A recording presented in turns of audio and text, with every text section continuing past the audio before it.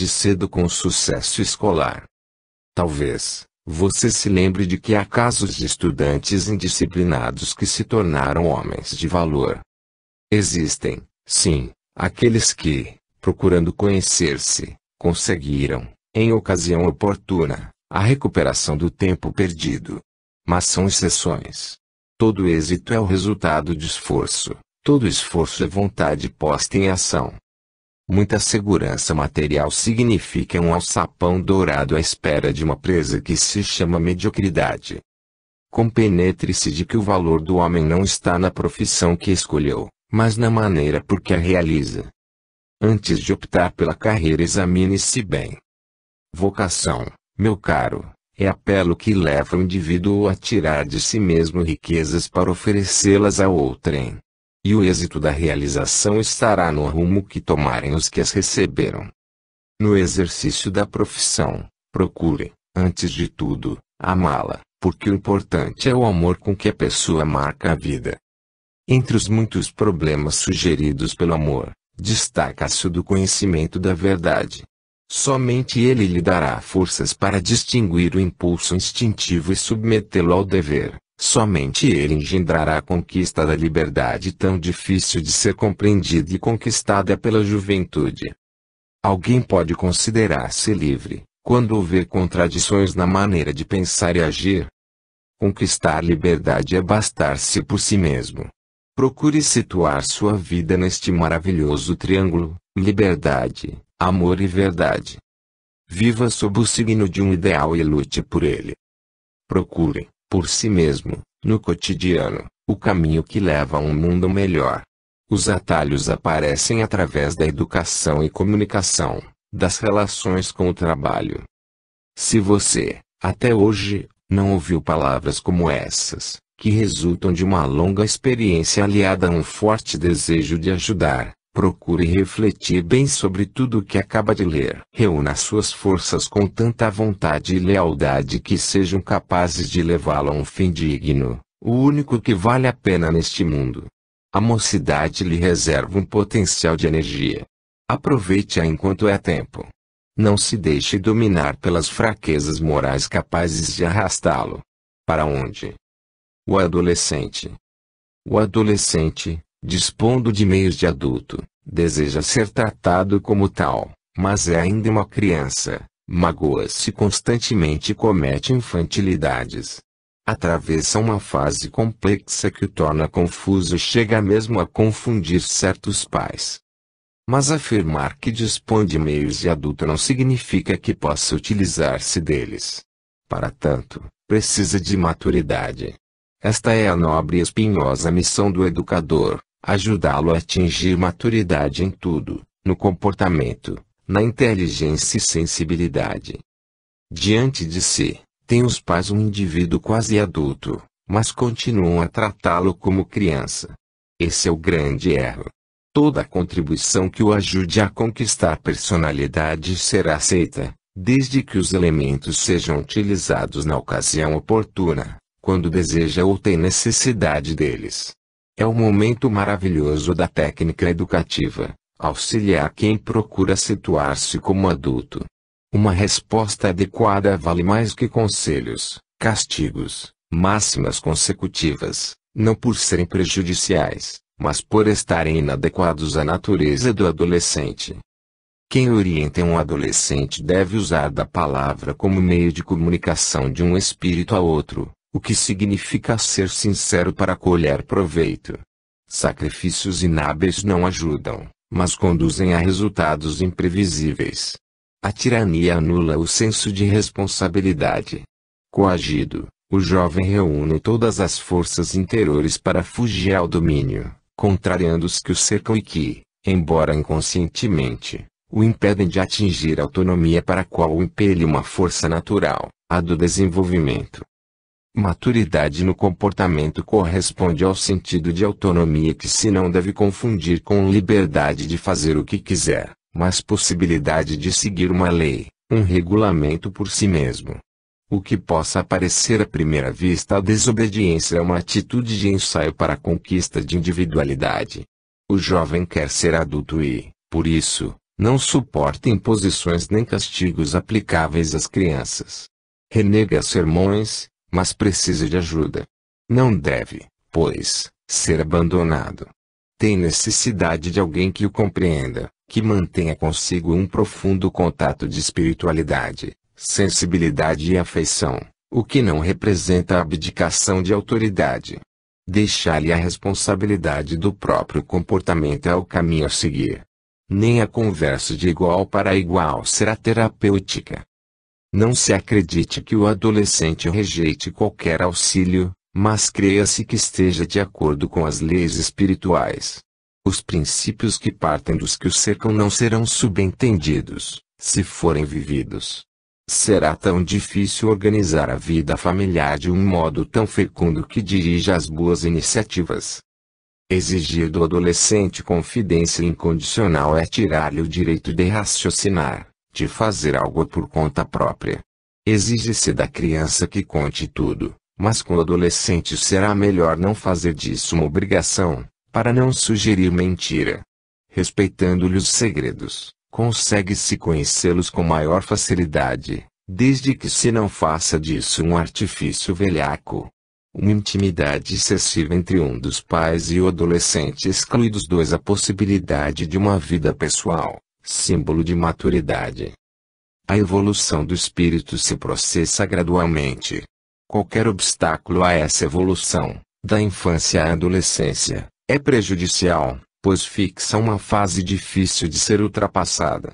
A prova disso é o sem número de adultos que não chegam à maturidade. Inúmeros adolescentes não conseguem atingir o senso da realidade em consequência da atitude pouco compreensiva e exageradamente severa dos pais. Então, empregam todo o esforço para tentar evadir-se, mas só conseguem colocar-se em situação desvantajosa. Se o pensamento é uma força, será ótimo fazer um conceito do adolescente que o valorize.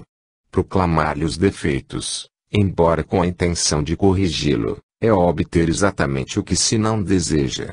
Dizer-lhe, você é um vádio, a vergonha da turma é gravar-lhe na mente tal comportamento. Mas imaginá-lo uma pessoa normal, tornando-se autônomo, amadurecendo, é auxiliá-lo a desenvolver a faculdade de tornar-se um verdadeiro adulto. A maturidade afetiva aprende-se a disposição para o casamento e relaciona-se à faculdade de amar sem egoísmo, sem o fito único da posse. Depende também de um caráter físico, o da sexualidade normal. Auxiliado pela família e pelas próprias reflexões sobre as experiências da vida, o adolescente toma conhecimento da natureza humana, diversidade de atitude de acordo com o sexo e o meio. Guiado espiritualmente, possuído do senso de autonomia e responsabilidade, ressentido da limitação, procura a mulher que o completará numa união fecunda de amor. Caminhar por si mesmo. A educação não seria tarefa tão espinhosa, se pais e filhos fossem esclarecidos. Faça-se a luz a lei universal, e ela surge seguindo seu destino. Observe-se a luz, que se esbate nas plantas fazendo ressurgir do verde o ar vivificante, a que reveste a casa, para conservar a vida, a que bate no coradouro, restituindo a brancura primitiva, mas, procure-se atrair e compreender a luz que envolve as criaturas e lhes dá os bons pensamentos. Essa é pouco conhecida por não ser deste mundo. Educação também é a luz que ilumina a mão que tira das trevas o ser humano, sacode-o e ensina-lhe a andar com as próprias forças. Pais esclarecidos devem compreender que os filhos, inconscientemente, os tomam por modelos, mas, conscientemente, identificam-se a eles, quando se comprazem da boa orientação. Faço o que eu disser, e não o que eu fizer é fórmula negativa de educar. Que deformação de caráter encerra esta frase tão ouvida: estude, meu filho, para agradar a seus pais. Com raciocínio, a forma seria outra: estude, meu filho, para seu próprio bem. Se a família é uma instituição, deve ter um regulamento que representa não o desejo pessoal, mas a formulação de direitos e deveres. A vida humana está sujeita a duas influências: a hereditariedade e o meio ambiente, mas para suplantá-los existe a força da personalidade. A hereditariedade influi apenas nas inclinações e é prova disso o comportamento de certos filhos. Não são poucos os casos em que filhos e pais desajustados são criaturas perfeitamente equilibradas. Ninguém herda vícios. Esses aparecem quando o indivíduo se põe em contato com o mundo exterior. Outro fator de muita importância no campo educacional é o grau de espiritualidade de cada membro da família. Observe-se que, entre os familiares, não são tão fracos nem tão dotados uns quanto os outros.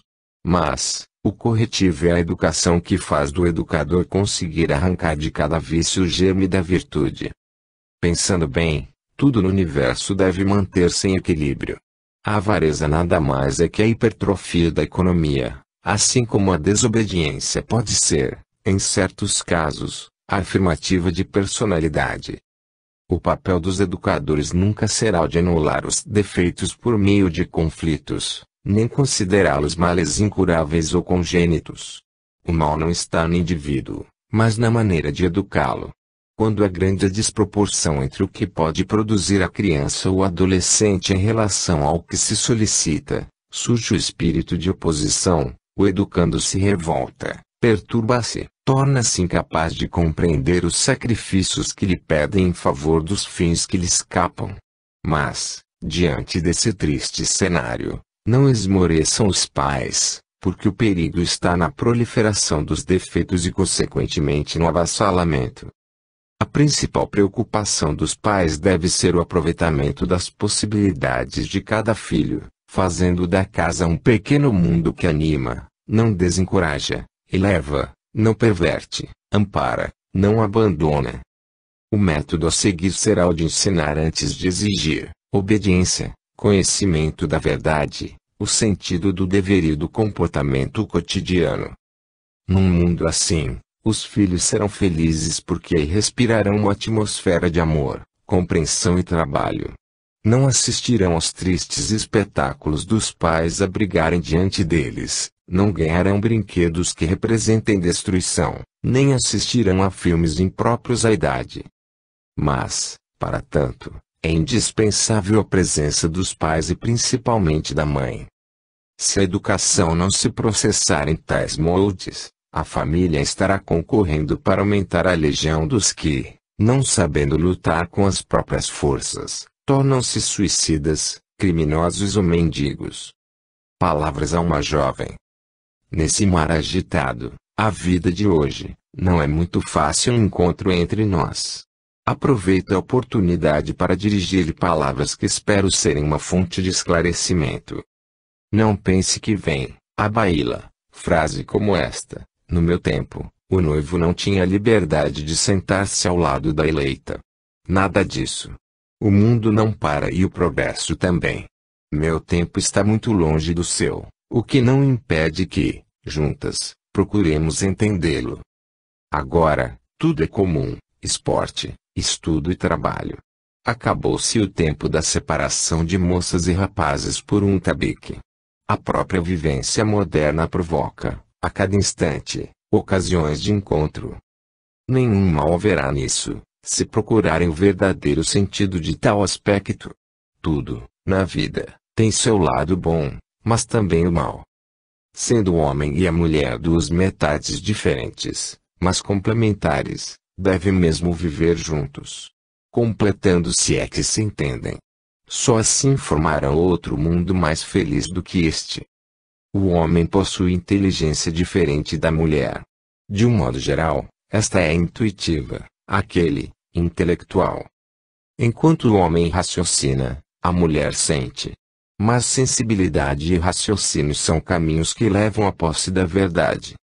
Os costumes atuais, portanto, podem facilitar uniões matrimoniais bem mais acertadas que as de outrora, se a escolha se fizer com critério. A felicidade tão almejada se firmará no conhecimento e respeito mútuos.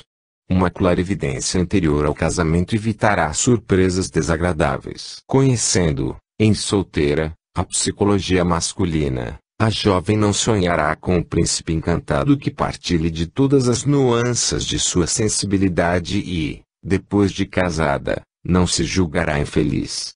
A insistência em querer receber do esposo manifestações femininas pode criar um drama ao invés de cultivar harmonia. Bem sei, minha querida jovem, que pôr em prática a aceitação do comportamento do homem na sua idade é uma prova dura, pois exige paciência e força de vontade. Mas não se esqueça de que só vence quem, realmente, deseja. Fato idêntico se dará com o marido que escolher para a esposa não autêntica companheira, mas uma romântica. O triunfo do casamento tem suas regras. Só se convive bem com o rosto descoberto. A vida em comum se reverte em benefício se houver sinceridade. E essa atingirá as raias da fidelidade, se cada cônjuge for rigoroso consigo mesmo, repudiando, no tribunal interior que se chama consciência, todas as pequenas farsas que não condizem com a pessoa digna. O importante na vida é que os dois se conheçam para que se compreendam mutuamente e, compreendendo-se, encontrem o segredo da harmonia no lar. Seu futuro esposo não será conquistado com artifícios, que facilmente caem, mas com franqueza e lealdade. Tenha cuidado com seus ares e vestimentas. Empreste-lhes um aspecto de elegância e beleza, mas não um aspecto tentador. As audácias femininas é que provocam a audácia no homem. Serão sinceras ou ingênuas as moças que afirmam nada de mal verem nos trajos provocantes. Será inteligente aquela que, depois de uma noite festiva, se julga com a consciência tranquila, mas carrega a responsabilidade de faltas graves, cometidas por alguém por ela insinuado. Defenda-se contra os assaltos que vêm de fora, mas também contra os de dentro. Os vícios se tornam tão dominadores quanto prejudiciais. Crie forças para combatê-los. O uso do cigarro, do álcool e dos esportes violentos causa males aos órgãos e mais depressa ao sistema nervoso. E você, minha jovem, não deseja ficar cansada de viver antes de ter vivido? As amizades de hoje irão marcá-la para o resto da vida. Que poderão interessar-lhe as companhias duvidosas de moças e rapazes que não respeitam nem a si mesmos, que têm medo de ouvir em voz alta recordações duvidosas e sentimentos proibidos. As amizades marcadas pela beleza moral enriquecem porque, na espontaneidade das trocas, dão o melhor de cada um. Não sei se você já pensou nisto, os professores não dão cultura, mas desenvolvem o gosto para conquistá-la. Cultura é trabalho puramente individual. Substitua as leituras de lata de lixo pelas que instruem. Você está no começo da vida e não precisa chafurdar na lama para conhecê-las. O livro que se obstina em mostrar o que não tem valor não é leitura para sua idade, porque pode arruinar-lhe a alma e tirar-lhe a indispensável confiança na vida. Organize seus passeios, tenha a liberdade de organizar suas festinhas, de possuir amizades com autorização de seus pais, mas, antes, pense bem nas palavras deste nosso encontro para que espontaneamente saiba defender-se e progredir. Carta a uma noiva. Recebi, ontem, o convite para seu laço matrimonial e apresso-me a escrever-lhe algumas reflexões sobre o casamento para quem está às vésperas de casar-se não é nada mal. Isso é que me sugere o assunto desta carta, mas espero que você a receba como prova de afeição. O momento do sim deveria ser acompanhado das seguintes palavras: aprenderei a receber meu cônjuge como recebo a vida, sem esperar tudo dele e oferecer-lhe sem obrigar a receber. Serei responsável por ele, mas não o acompanharei nas fraquezas e caprichos. Todo drama conjugal, minha querida, resulta do choque do egoísmo. Quanto mais forte, mais frágil elo. À medida que o egoísta se expande, menos compreende o que se passa com o outro. Tornar-se incapaz de adivinhar-lhe os anseios mudos ou declarados. Casamento é situação de contato que deve ser compreendida no conjunto e nas reações individuais, um ser humano desenvolvendo-se no tempo, a seu lado, mas diferente de você. Penetre no íntimo de seu próprio temperamento e no de seu esposo. Dessa reflexão, imposta pela vida, sua sensibilidade se irritará, se você for egoísta, mas se for generosa, servirá para esclarecê-la cada vez mais, fazendo-a decifrar um gesto, um silêncio, uma suspeita, fazendo-a analisar as qualidades dos sentimentos que a animam. Só depois que o casal faz essa penetração de caráter profundo e reciprocamente é que o amor conjugal atinge maturidade e será duradouro. Cria-se, então, um ambiente de companheirismo, de assistência mútua e doação. Minha querida inexperiente, a expressão assistência mútua um sentido mais amplo, mais humano, o que significa não fazer todas as vontades, aderindo aos caprichos do outro, mas ajudá-lo de tal modo que pareça até oposição. A aceitação interior do outro se revela por uma atitude de repouso e serenidade, pelo abandono de irritação do amor próprio e de exigências insatisfeitas. Tudo isso é sabedoria que, às vezes, infelizmente, só aparece no limiar da velhice, parecendo até senilidade aos olhos menos esclarecidos. Aceitar a vida como é revela a mentalidade adulta que nem sempre concorda com a idade cronológica. Quem não souber receber a vida conjugal com todos os sacrifícios e renúncias será incapaz de aceitar o próximo, inclusive os filhos, esses selvagenzinhos forjados por nós. Todos os reveses do amor humano prendem-se à falta de sentido dos outros. Casamento, minha querida, tem duas finalidades. Uma que se refere aos interesses individuais dos cônjuges, outra relativa ao bem dos filhos, da família e da sociedade. Por serem diferentes, só podem permanecer em hierarquia. Quando a primazia cabe aos cônjuges, então o casamento é o fim de uma história de amor a par de um crime de lesa sociedade, mas na concepção de um humanismo integral, a felicidade caberá aos filhos, à família e à sociedade. E a união será um bem comum. A família é o lugar onde se experimentam as relações humanas, onde se fermenta a injustiça maior, a da atmosfera das nações. O verdadeiro valor da maternidade e paternidade, resultante do amor conjugal consciente, que atingiu o nível de maturidade, tem sido desfigurado e até ridicularizado, mas as consequências se refletem na sociedade atual. Completa desarticulação na vida social e profissional, cargos de direção nos partidos políticos e nas profissões revelando agressividade egoísta, intolerâncias lastimáveis. O homem de hoje sente uma angústia, uma insatisfação reveladoras de imaturidade de amor, pela falta de conhecimento de si e dos outros. Por ter a vida espiritual anestesiada, procura a variedade, os acontecimentos fugazes. Tudo que permita o esquecimento de si. A casa e a família não podem agradar a esse tipo humano tão saltitante. Por tudo isso, minha jovem, ainda não lhe dou os parabéns, mas faço sinceros votos de que tenha coragem e muita moderação nesta maior experiência da vida que é o casamento. Conceito de casamento.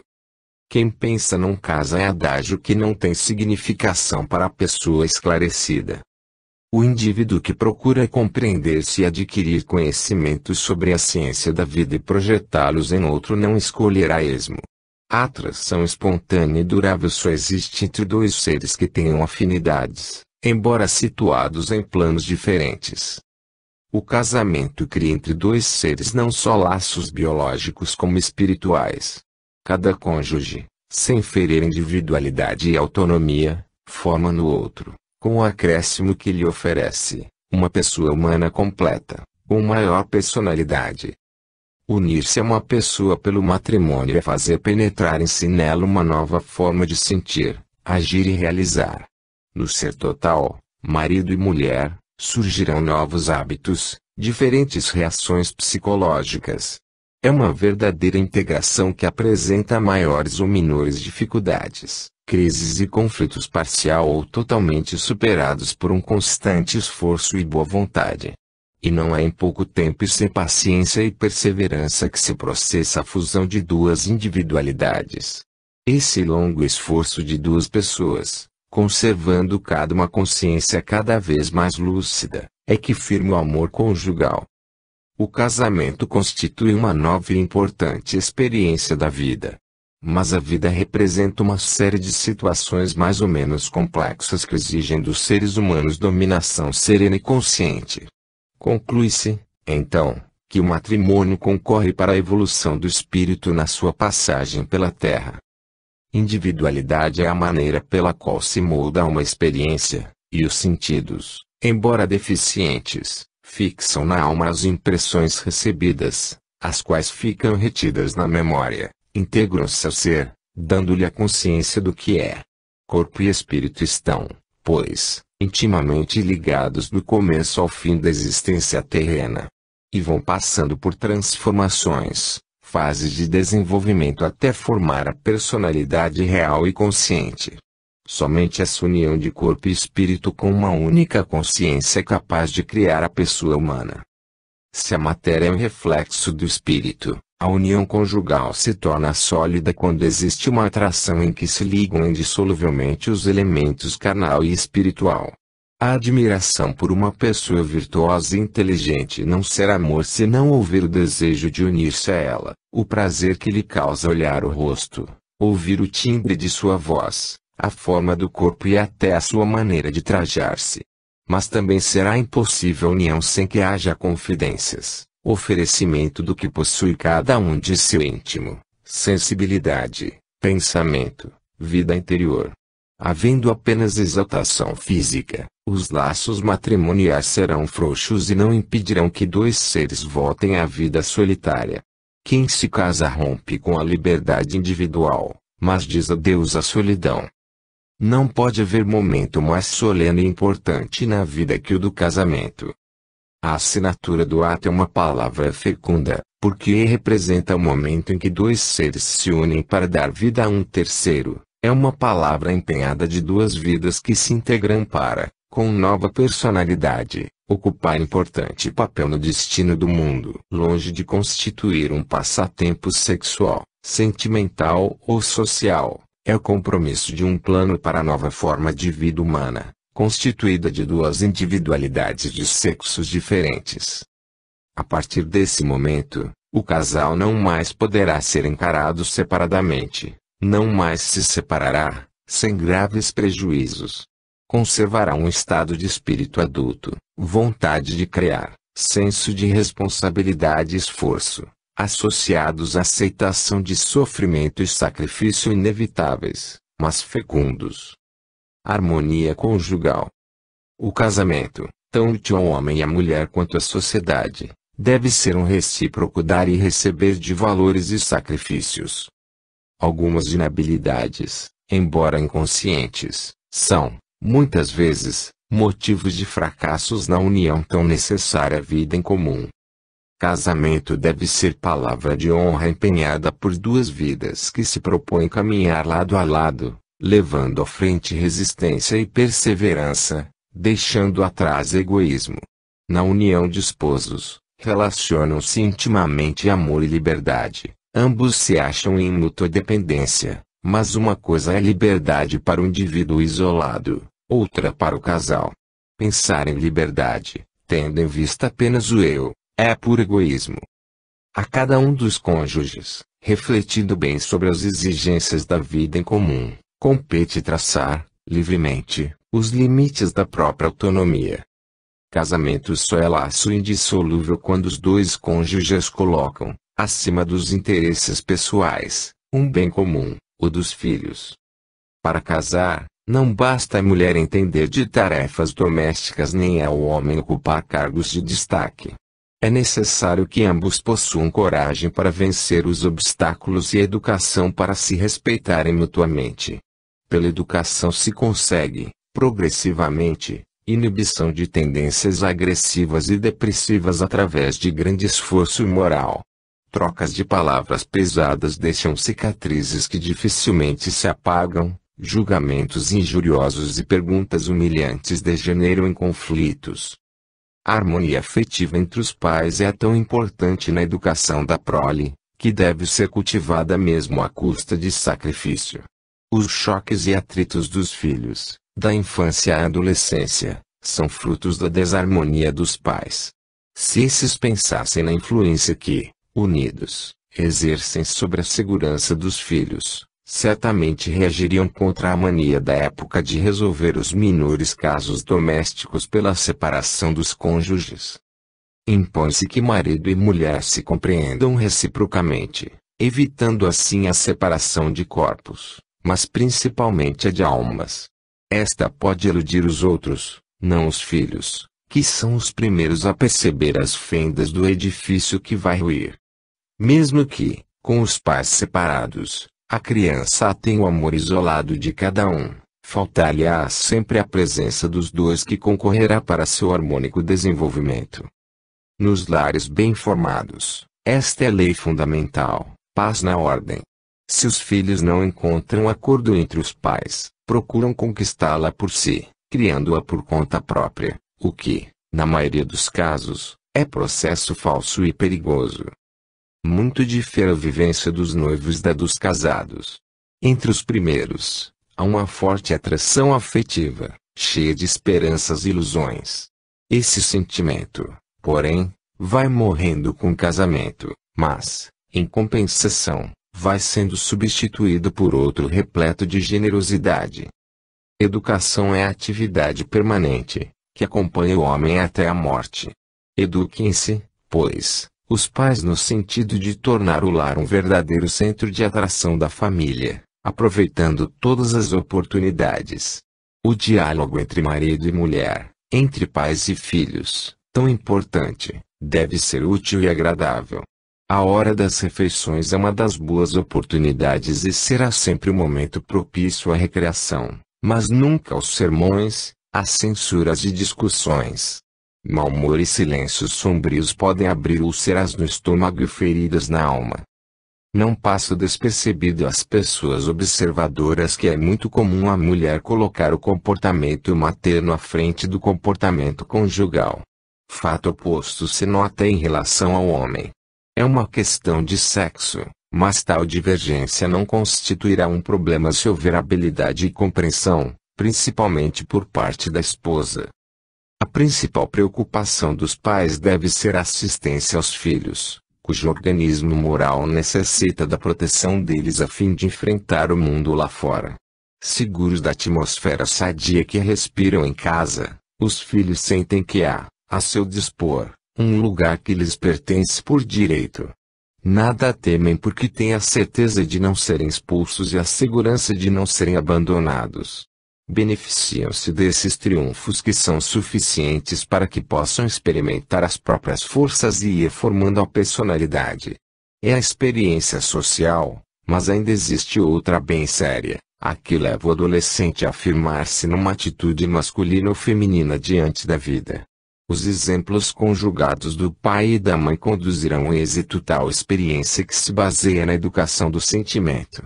No meio resguardado da família, os filhos tomam por modelo os pais e aprendem como o homem e a mulher, com o casamento tornando-se dignos, são capazes de conquistar um amor recíproco. Sentimento de culpa. Muitos males resultantes dos desajustamentos teriam remédio, se houvesse a coragem de um sentimento de culpa.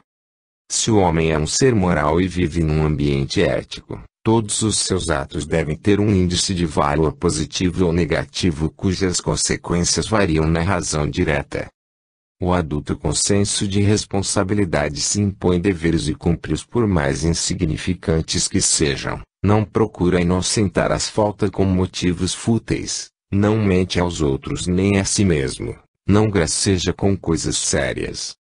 Por tudo isso é impossível colocar os conflitos humanos no campo psicológico, banindo o fator moral.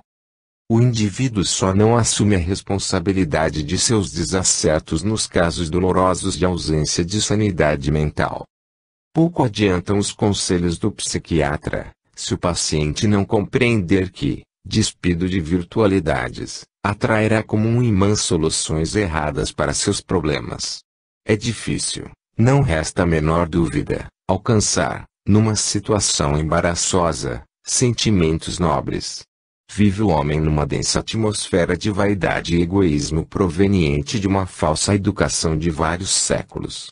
Mas a criatura esclarecida sabe colocar o consciente num plano superior ao do subconsciente e superar os tristes casos em que num momento de fraqueza se deixou envolver. Urge que o progresso do mundo acompanhe os sentimentos elevados para que todos se compreendam e desfrutem uma vida melhor. Nos conflitos matrimoniais que provocam a separação, por que não reconhecer a culpa de um dos cônjuges, ou a dos dois? Só assim haveria uma base para solucionar os casos por uma forma humana, sem parcelas de egoísmo, visando a estabilidade do lar e preservando o futuro dos filhos. Mas para isso é necessário adquirir forças capazes de atrair bons sentimentos como generosidade, espírito de tolerância e até mesmo comiseração. Erram os que pensam que a amizade entre duas pessoas está na base de uma confiança absoluta. O ser humano, cuja força que o anima é partícula do grande foco, está sujeito às circunstâncias do meio e evidentemente seus conflitos são puramente morais, só tendo uma solução racional se houver um reconhecimento de culpas seguido de um ato de generosidade. Para aqueles a quem falta a coragem de uma confidência, aqui vai um conselho, digo, fórmula que constitui belo símbolo de virtude. Na Provença antiga, antes do acender das luzes na noite de Natal, apagavam-se os candeiros. No pudor da escuridão, reconciliavam-se, com um beijo, aqueles que, no decorrer do ano, tinham sido apartados por desavenças. O pior dos roubos. Não furte nunca, muito menos a inocente alegria dos filhos. Foi essa manchete que me chamou a atenção ao começar a ler uma das nossas folhas diárias. O título sugestivo fez-me procurar o conteúdo. Tratava-se de liberdade provisória concedida a um ladrão primário que, desempregado, com mulher e filhos doentes, na noite de Natal, fora preso numa frustrada tentativa de delito.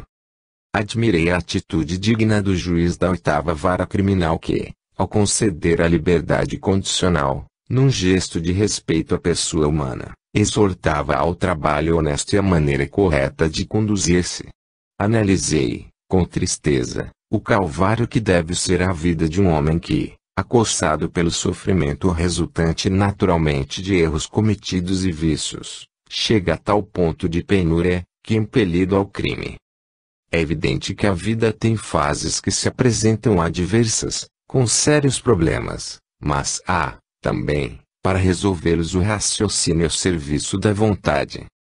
Se esse homem se firmasse em pensamentos de valor e procurasse reagir contra seus próprios erros e falhas, nunca poderia deixar-se envolver pelas forças inferiores, de tal maneira que delas se transformasse num joguete, deixando-se arrastar para o crime.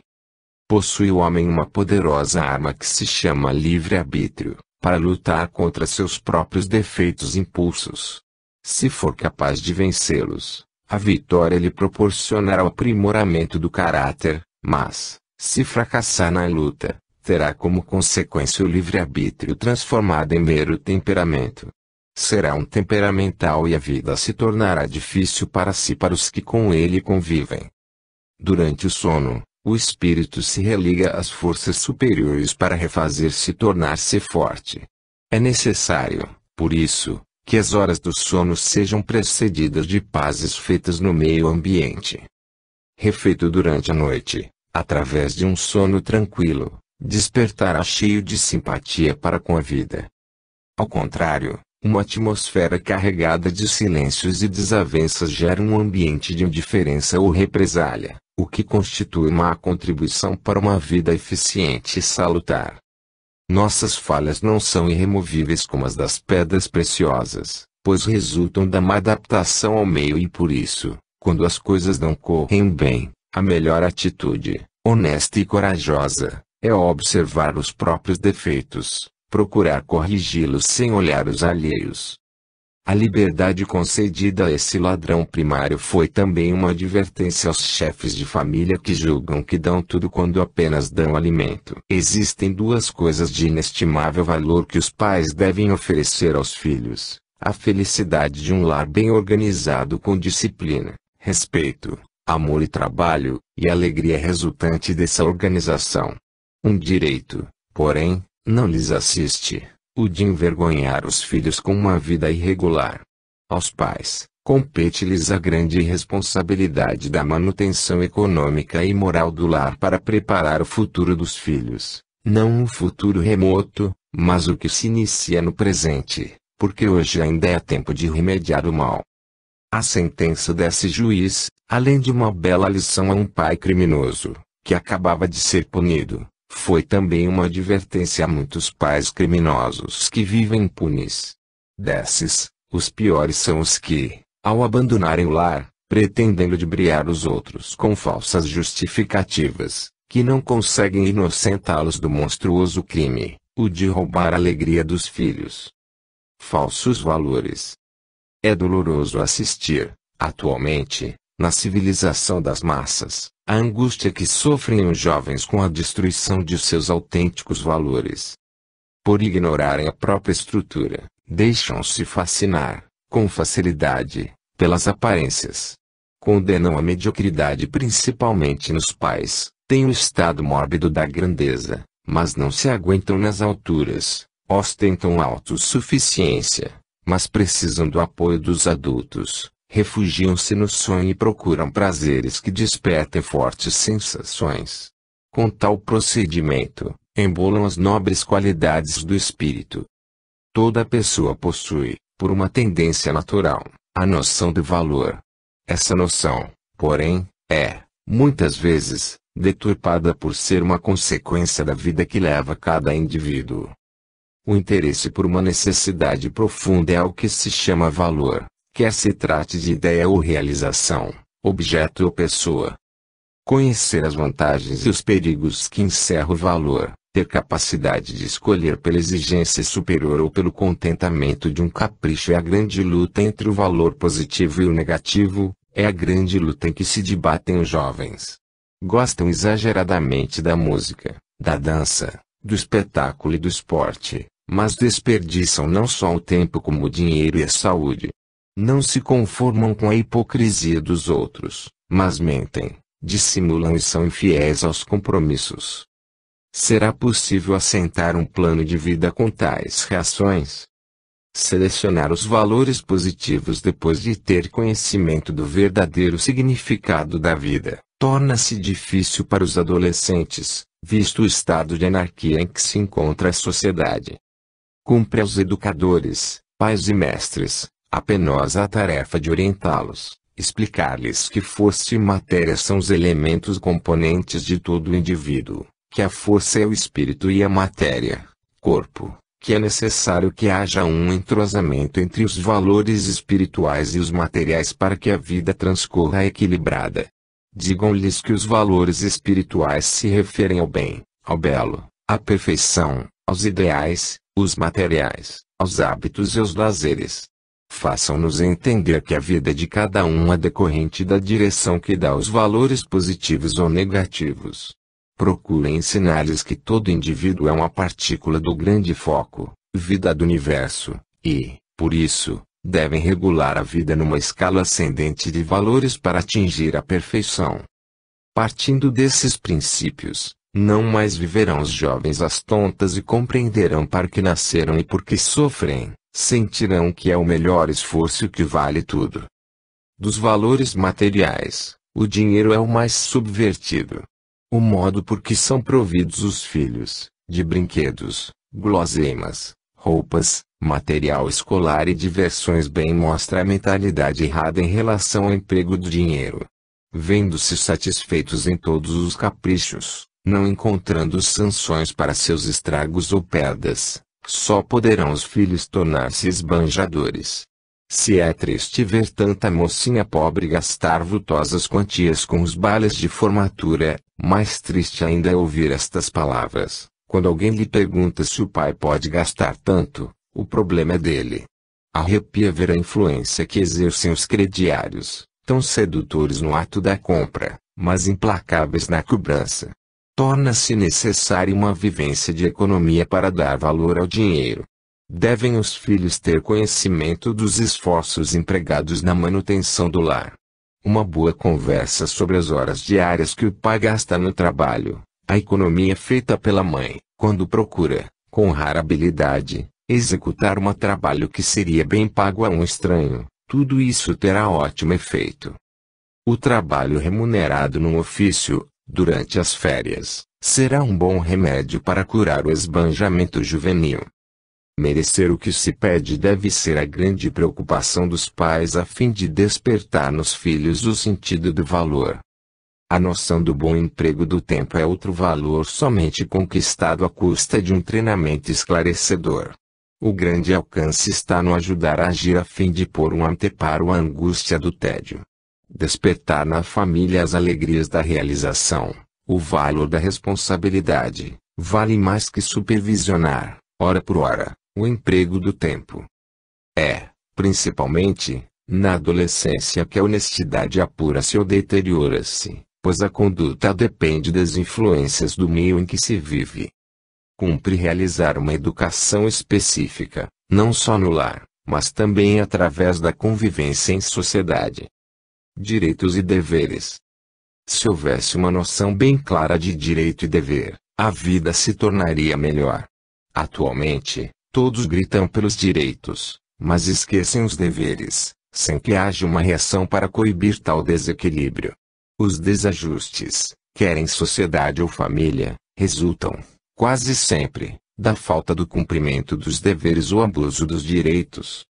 Urge que se faça a criança ou adolescente compreender que cada direito corresponde a um dever e, mais ainda, que o não cumprimento do dever implicará na perda do direito, mas esse fato não será encarado como vingança nem o direito perdido reverterá na privação de tudo que diz respeito às necessidades vitais. Isso já constitui um programa de educação cujos resultados serão satisfatórios. Se a função da família é de assistência e proteção, não custará muito conduzir a criança de modo que ela compreenda que os direitos assegurados devem ser correspondidos com a colaboração na vida do lar. Compete aos filhos, desde cedo, participar das tarefas domésticas e às crianças criar hábitos de trabalho, mesmo que haja em casas serviçais. O dever de trabalhar é inerente à vida humana. Por que não orientar os filhos para a realidade da vida, ministrando-se culinárias moças e reparo nas peças domésticas aos rapazes? Vai longe o bom tempo em que se distribuíam tarefas caseiras às filhas e cada uma tinha a sua semana, a da cozinha, da arrumação. Por que esqueceram as mães esse dever tão útil quanto econômico? Os parasitas, em sociedade, são reflexos de indivíduos que se desajustaram, porque nunca se exercitaram no trabalho, enquanto viveram sob os cuidados dos pais. Aos 4 anos, a criança já pode executar serviços leves, o que lhe proporcionará uma segurança em si capaz de ajudá-la a vencer as primeiras dificuldades. Pedir um auxílio, em qualquer atividade doméstica, é um direito dos pais e atender ao pedido, um dever dos filhos. Todos os deveres, quer materiais, sociais ou espirituais, devem ser cuidados, com especial carinho, pela família. Os sociais serão abordados sempre em ocasião oportuna. Você bateu no companheiro e, por isso, vai levar uma surra é fórmula não só condenável como prejudicial, que não está compatível com a dignidade do educador. Explicar, porém, à criança que ela ficará privada de brincar com o companheiro, enquanto conservar o hábito tão feio de bater nos outros, é a atitude de quem, realmente, deseja educar. Tal observação será feita de modo incisivo, com tranquilidade e sem sermão. Algumas vezes, se a briga não apresentar consequências, é aconselhável fingir que nada foi percebido. Não vivam os pais a vida das crianças. Deixem-nas no seu próprio mundo maravilhoso, cheio de alegrias e despido de preocupações, mas nem por isso as abandonem, entregando-as a seus próprios impulsos. Aprendendo a viver. A criatura nasce para realizar a vida que o espírito traçou. Para viver, porém, uma vida bem vivida, é importante distinguir sua própria composição, força e matéria. A matéria é o corpo, que precisa de alimento, a força, o espírito, que necessita de luzes. A necessidade de alimento se revela pela fome, mas a necessidade de luzes se manifesta de um modo diferente, pelo sono, ocasião em que o espírito vai a seu mundo para refazer-se, e também por certas reações, nem sempre compreendidas pelos leigos. Como conseguir luzes para avivar esta chama interior que ilumina os passos lá fora, que encoraja para as lutas, que refrigera as dores morais? Aprendendo a viver, esclarecendo-se. Viver muito não é cansar-se de adicionar meses e anos, mas enriquecer a soma com atos de valor. Viver bem não é somente transformar os dias numa máquina de ocupações materiais nem no máximo de prazeres, mas cuidar, principalmente, do espírito, elemento de real valor na vida. Para cuidar da evolução do espírito só há um meio: esforçar-se para elevar o pensamento acima do que for material. Mas isto se consegue não só reservando uma parte do dia para a tarefa espiritual, mas também valorizando pensamentos e ações. A vida não pode ser uma sequência de prazeres para uns, nem um rosário de sofrimentos para outros. Quando o espírito encarna, já escolheu, previamente, o meio ambiente em que fará sua trajetória na Terra. Esse meio nem sempre é o mais agradável, mas o propício à sua evolução. Ele tem que aceitar viver com quem possui maior cabedal de qualidades ou com quem reúne mais defeitos, com quem tem mais coragem ou com quem não a possui. O importante é viver, para não perder a encarnação, adaptando-se inteligentemente ao meio. O importante é lutar não por uma luta inglória, mas por aquela que redunda no aperfeiçoamento moral, em benefício próprio e da comunidade. Há tanta gente necessitando da ajuda dos que são esclarecidos. Se saber viver é conhecer-se a si mesmo, torna-se necessário que o indivíduo investigue não o que sente, mas a natureza das forças que o levam a agir desta ou daquela maneira, encontrando sempre razões excelentes de uma lógica perfeita para justificar a conduta. Só um penoso esforço de sinceridade é capaz de fazê-lo compreender que essa lógica impecável dissimula, muitas vezes, graves falhas. O fato de descobrir uma tendência suspeita não afasta a hipótese de uma perfeita recuperação, mas o desejo de agir bem e a coragem de corrigir o erro são caminhos certos para atingir a valorização pessoal. Aproveitemos nossas energias. O ser humano tem vários recursos mentais para bem dirigir-se, mas nem sempre sabe utilizá-los. O pensamento é o mais importante. Através dele, sob a forma de recordações, a pessoa vê fatos passados. Por que não encará-los como experiência e conservá-los ou transformá-los para realizações futuras?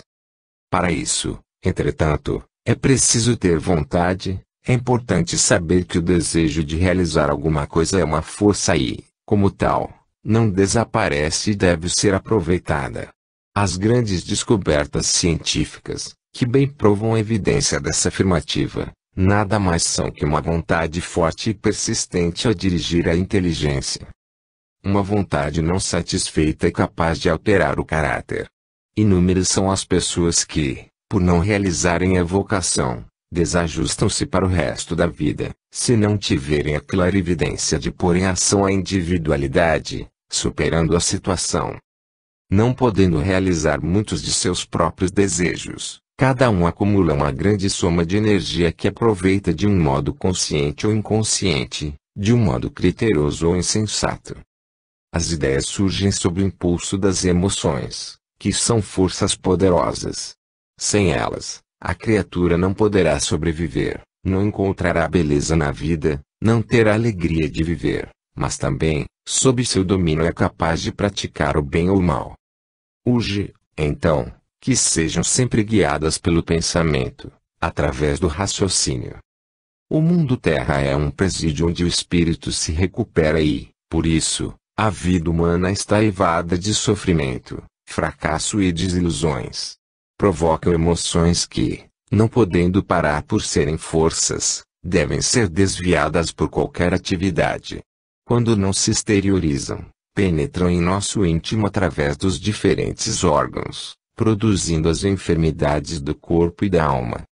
Conseguir êxito não anula a existência de dificuldades, assim como o fracasso não significa o impedimento de êxitos futuros. Tudo depende de bem analisar os fatos, de desejar renovar esforços, espírito de luta, para finalidades sempre construtivas.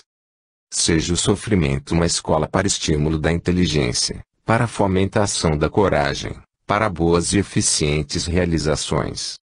As emoções de medo, cólera e ódio, que têm grande influência na conduta humana, são prejudiciais e, pelo pensamento, devem ser desviadas e substituídas por diferentes atividades como trabalho, uma diversão ou relação social. Conseguir tal objetivo é purificar os sentimentos. A purificação é um bem para os que nos cercam e também para o espírito, cujo anseio é subir, sempre visando a única meta, o aperfeiçoamento. O riso e o choro fazem bem, são verdadeiras válvulas de escapamento. Sob a influência de uma forte emoção, o indivíduo pode rir ou chorar, mas nem por isso deve passar os dias a enxugar lágrimas, lamuriando-se, o que seria carência total de reação contra as forças inferiores a dominar. Enxerguemos nossos erros. Muitos conflitos seriam evitados, se a pessoa se esclarecesse. A falta de esclarecimento é comparável aos óculos de lentes róseas, que só apresentam as formas bonitas de um céu ameaçador. O esclarecimento faz com que o indivíduo procure não só a origem, como a causa de seus próprios pensamentos e ações. Infelizmente ainda há muita gente que, teimando em não reconhecer suas falhas e fraquezas, as atribui aos demais ou à natureza das coisas. É a maneira mais cômoda de fugir às responsabilidades e encobrir os defeitos. Quantas vezes, ao executar mal o trabalho, a criatura descarrega, inteiramente, a culpa em tudo que lhe vem à mente, sendo incapaz de sentir que a deficiência está em si mesma. A vida cotidiana apresenta os mesmos aspectos. Quando alguém pratica o mal ou faz algo errado, a ação é quase sempre projetada em qualquer pessoa ou coisa. É tão fácil criticar os erros alheios quanto difícil enxergar os próprios. Mas, se projetar aos demais erros e deficiências é tão comum que chega a tornar-se um ato inconsciente, convém refletir antes de fazer qualquer julgamento. A projeção condenada por impedir que o homem enxergue seus próprios defeitos pode, entretanto, atingir um útil propósito desde que ele recorra ao raciocínio para fugir ao domínio das emoções. Um exemplo bem concreto é do funcionário que, ao ser advertido, vê na atitude do chefe um ato de injustiça, ao invés de reconhecer que a falta está em si. Então, querendo provar capacidade e brio, redobra de esforços e consegue resolver satisfatoriamente a situação. Seria pior se perdesse o interesse pelo progresso no trabalho, o que o levaria ao fracasso. Quando surgem desejos incompatíveis com a moral do lar, há sempre projeção e aparecem os graves conflitos. O homem, gasto pela orgia, não tendo coragem de enfrentar suas próprias fraquezas, reage, quase sempre, tão erradamente, que chega a culpar a esposa de ações em que ela é inocente. O fato, porém, de censurar os demais seus erros e deficiências não significa que a culpa esteja sempre com a própria pessoa. A experiência da vida se encarrega de esclarecer o fato. Quem se aproveita da projeção é facilmente reconhecido e suas palavras e atitudes serão sempre recebidas não só com reserva, mas também com o devido desconto. A crítica exagerada é, de um modo geral, o efeito de uma forte emoção, quer se trate de grandes ou pequenas questões. Mas, como as emoções tanto podem conduzir ao mal como ao bem, devem ser evitadas. O homem inteligente não perde tempo com críticas vazias, mas preocupa-se somente com tudo que for construtivo. A ação vale mais que palavras. Alcance uma vida inteligente. A vida é para a criatura o maior dos bens, Por isso todos têm o dever não só de conservá-la como garantir-lhe a maior segurança. Não basta, porém, tratar da sobrevivência do corpo físico, mas também cuidar do moral que se refere à personalidade. Quando a pessoa deixa de sentir o valor da vida, já está dominada pelas forças que debilitam, é um morto moral, o que equivale a um suicida. Mas o fato de abster-se de destruir a existência não satisfaz.